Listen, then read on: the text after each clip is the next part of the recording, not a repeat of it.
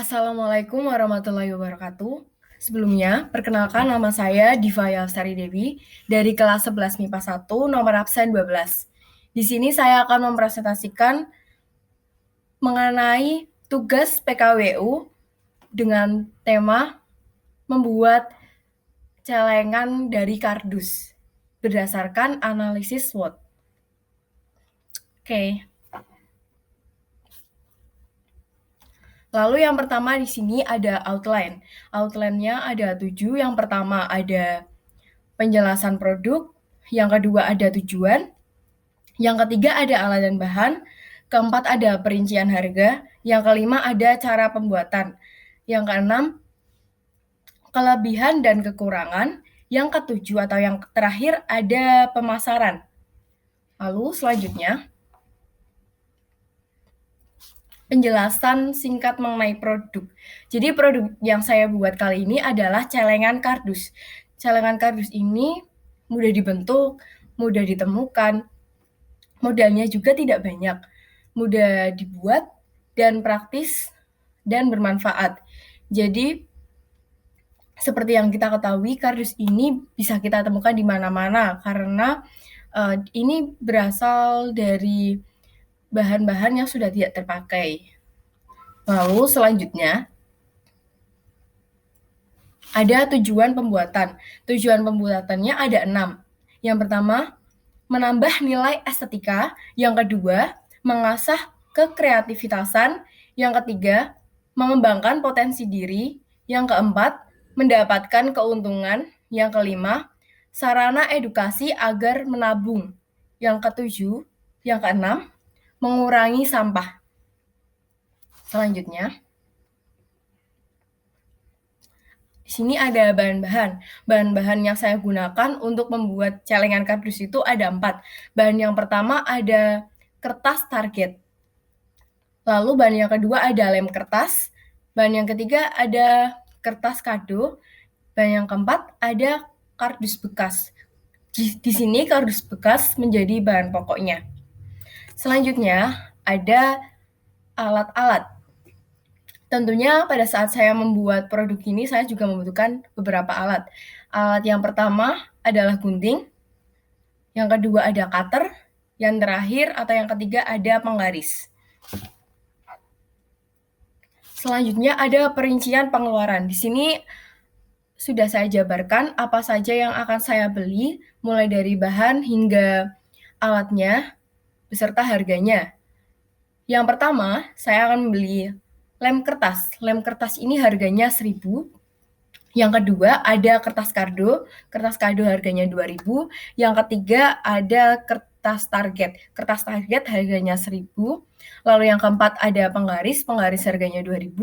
Yang kelima ada cutter harga 5.000. Yang keenam ada gunting dengan harga 4.000. Jadi total pengeluaran dalam pembuatan celengan kardus ini adalah 15.000. Selanjutnya, cara pembuatan. Jadi, cara pembuatan celengan kardus ini ada 10 langkah ya. Langkah pertama, siapkan alat dan bahan. Tadi alat-alatnya seperti ada gunting, penggaris, dan bahannya juga ada kertas-kertas, lalu ada kardus. Itu semuanya disiapkan terlebih dahulu. Lalu yang kedua, beri tanda pada setiap bagian kardus sesuai gambar di bawah ini. Jadi di bawah itu ada gambar ya, gambar kardus yang sudah diberikan tanda dari tanda A sampai dengan tanda F beserta ukurannya. Itu bisa diberi dulu tandanya di setiap bagiannya. Lalu yang ketiga, potong kardus sesuai instruksi tanda. Jadi nanti jika sudah diberi instruksi A sampai F itu, nanti dipotong-potong. Yang keempat, kardus tanda B dipotong bagian tengahnya membentuk persegi panjang. Jadi yang tanda B itu dipotong setengah saja, yang tengahnya hanya sedikit, nanti itu bakal jadi untuk memasukkan uangnya. Jadi kan kita membuatnya celengan. Nah, uangnya masuknya lewat atas itu yang tanda B. Lalu yang kelima, Potongan-potongan disatukan membentuk balok dengan lem. Jadi tadi bagian-bagian yang sudah dipotong sesuai instruksi disatukan lagi dengan lem kertas. Lalu selanjutnya, yang keenam, diamkan sampai lem mengering. Jika sudah disatukan menggunakan lem, kita tunggu dulu sampai lemnya mengering. Lalu yang ketujuh, jika sudah kering, kertas kado digunting sesuai ukuran. Di situ sudah ada ukuran dari kardusnya sendiri. Nanti kertas kadonya itu menyesuaikan dengan ukuran kardusnya. Jadi kita gunting saja sesuai ukuran kardus yang bakal kita siapkan nantinya. Yang ke-8, tempelkan kertas kado pada kardus dengan lem kertas. Jika sudah digunting sesuai dengan ukuran kardus, nanti ditempel ke kardus itu. Yang ke-9, tempelkan kertas target di atas kertas kado.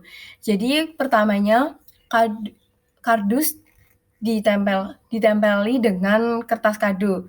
Setelah ditempel dengan kertas kado, nanti ditempel dengan kertas target. Yang terakhir, celengan kardus bisa digunakan karena tadi sudah melalui beberapa tahap, jadi jika lemnya sudah kering bisa digunakan. Baik, selanjutnya di sini ada kelebihan dan kekurangan. Tentunya pada saat kita membuat sebuah produk, pasti ada kekurangan dan kelebihannya. Nah, yang pertama itu saya akan menjelaskan tentang kelebihannya terlebih dahulu. Kelebihan yang pertama, produk banyak dicari. Jadi pasti ini entah bagi orang-orang itu pasti banyak yang memilih menabung lewat celengan karena juga praktis dan mudah didapat celengan sendiri. Jadi produk ini mudah dicari. Yang kedua, modalnya sedikit. Karena bahan baku yang dihasilkan juga bahan yang dari limbah yang bekas. Jadi modalnya juga sedikit, hanya 15.000 seperti tadi yang sudah saya jabarkan di perincian pengeluaran. Lalu yang ketiga, bahan mudah didapat. Ya karena tadi berasal dari barang-barang bekas, jadi mudah didapat. Lalu yang keempat, bahan mudah didaur ulang. Kardus itu sendiri kan mudah banget ya untuk kita daur ulang. Lalu kekurangan itu yang pertama, tidak tahan suhu panas di luar ruangan dalam waktu yang lama. Kardus kalau ditaruh di suhu yang panas pada saat di luar lapangan itu kardusnya tidak tahan lama. Lalu yang kedua, kardus itu tidak tahan air. Jadi kalau kena air ya pasti kalau basah, kertas kalau basah kan pasti juga langsung lembek tuh. Yang ketiga, rawan sobek. Nah, kardus itu sebenarnya rawan sobek kalau misalkan kardus yang kita pilih itu tidak tebal. Makanya kita pilih aja kardus yang tebal. Lalu yang keempat, produknya pasaran. Ya, karena dari celengan ini juga mudah dibuat. Jadi banyak yang bisa menjual celengan kardus ini dan bisa ditemukan juga di mana-mana. Lalu selanjutnya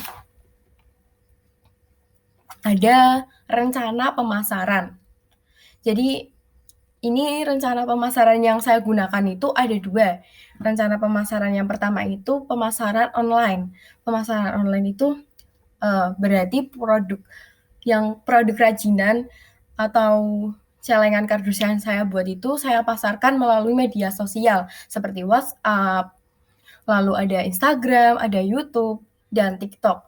Karena juga kan itu sudah sering sekali ya digunakan oleh orang-orang, apalagi WhatsApp, pasti juga semua orang punya lah. Lalu ada TikTok. TikTok itu juga yang paling penting karena sekarang itu banyak yang menggunakan TikTok gitu. Jadi bisa saya buat video seestetik mungkin gitu untuk memasarkan produk saya. Lalu yang kedua itu ada pemasaran secara offline atau ini pemasarannya secara langsung. Nah, di pemasaran ini celengan kardus dipasarkan dengan menitipkan di toko-toko seperti toko buku ataupun perabotan. Jadi biasanya kalau Celengan itu bisa kita temukan di toko-toko, seperti toko buku, karena kan itu biasanya apalagi siswa-siswa itu sih. Nah, itu bisa mencari di toko. Jadi, saya titipkan di situ, nanti, apabila ternyata terjual, ya berarti itu keuntungan yang saya peroleh. Oke. Mungkin itu saja yang dapat saya presentasikan, semoga bermanfaat. Mohon maaf apabila ada tutur kata yang kurang berkenan. Wassalamualaikum warahmatullahi wabarakatuh.